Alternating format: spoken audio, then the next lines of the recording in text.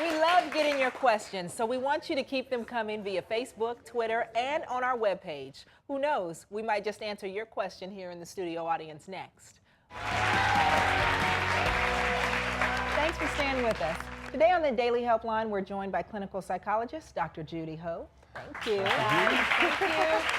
Our next guest reached out to us via social media with an important question about whether her Mr. is Mr. Right. Okay, now this is what she wrote us. She said, I've been with my fiance Byron for 5 years and we have a 4-year-old son. Everything was going great until he moved in with me and got really controlling. I like to dress sexy. That's why I got him. But he wants me to be conservative. He wants my hair a certain color and style too. I was going to nursing school to get my nursing degree and he made me quit, saying a woman's place is at home raising the kids. I love Byron, but I'm not sure I want to go through with the marriage. Please help. Welcome Rasheeda to the show. That's a serious email, Rasheeda. Thank you, first of all, for being here and for taking the time to write us. So tell us, though, what's going on with all of this? Well, I've been with Byron for 5 years, as you guys know, and we recently got engaged, and he recently moved in. But ever since he moved in is when things started changing. I wanted to start going to school for nursing, and he was telling me that he's more traditional and he thinks a woman's supposed to be at home with the kids and I'm not supposed to be out in the working world. He says that's impossible for me to be in the working world and be a good mom. Okay. Say it.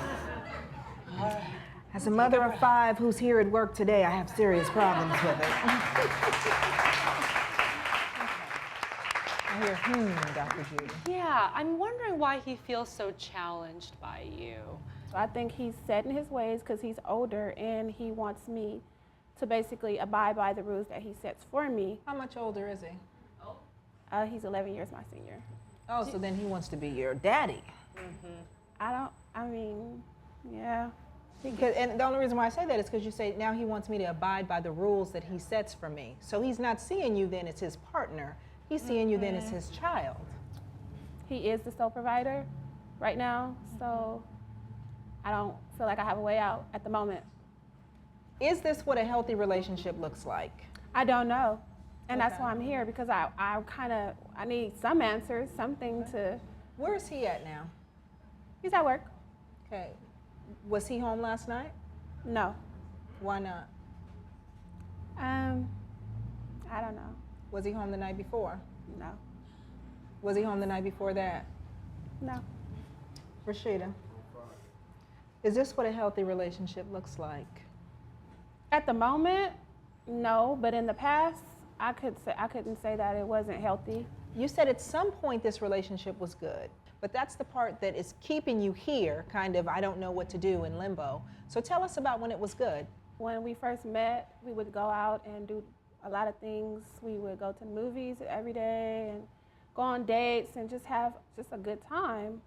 And he discussed to me like later on down the line that he wanted to have a child. So we end up having a child, and that's where I feel like stuff's changed. So you met his needs because he asked for this child. He wanted it with you. And then he didn't give you what you needed after you had the child. Yeah, I feel like it changed because I'm not jealous or anything, but I feel like all the attention did go to the baby instead of me. What's your biggest fear about this? Being alone. He hasn't come home in several days. Yeah, and that's because your biggest fear is being alone. He hasn't come home because he knows once we're home, it's arguing, and I don't blame him. I mean, well, wait a minute. If your biggest fear is being alone, how does that play into you trying to make this relationship work? Because I know eventually he will come back. Eventually he's gonna come back, but it's just a matter of time of when he comes back, are we gonna continue to go on the same path that we've been on as arguing, or do we just leave it alone and go our separate ways? If you could do one thing different leaving here, when you engage with him again and get in this conversation, what would it be?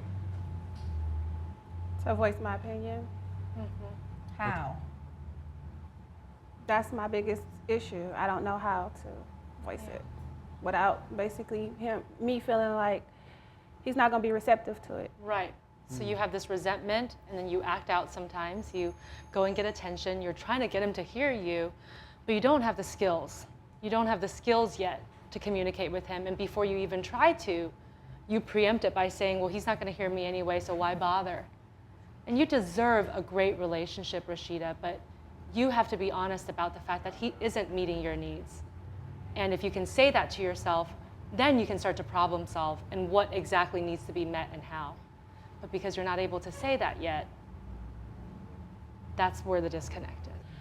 You guys aren't there with us every day. So, I mean, your advice is heard, but when I get down to the nitty-gritty, I know that, you know, it's not necessarily going to be the way that you guys think it's going to work. It's not going to work like that. And I'm glad you said that, because this is not about us looking good with advice. We are the host of this show, but we don't have an ego that we need to get this right every time and that you hear us right every time, because I'd rather you be honest than walk out of here and repeat the same pattern and leave all this on the table. And so you need to ask the right questions, and you're right, you do need to listen. But I think Dr. Judy hit it when she said, when are you going to be enough to have a voice in this? And so this is what I would offer to you, okay? Start by writing him a letter.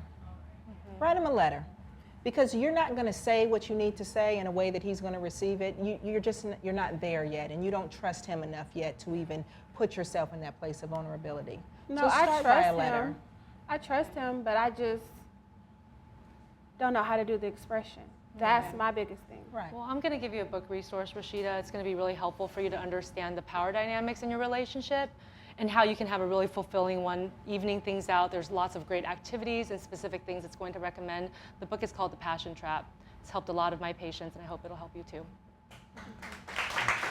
Write that letter. Good luck to you.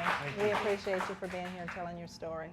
Okay, coming up, we will meet a young man who has gotten his alcohol addiction under control, but he still feels like his life is in shambles. Stay tuned. More when we come back.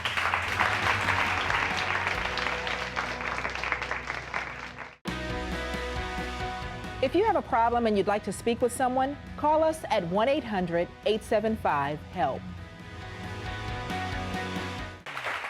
We love getting your questions, so we want you to keep them coming via Facebook, Twitter, and on our webpage. Who knows, we might just answer your question here in the studio audience next.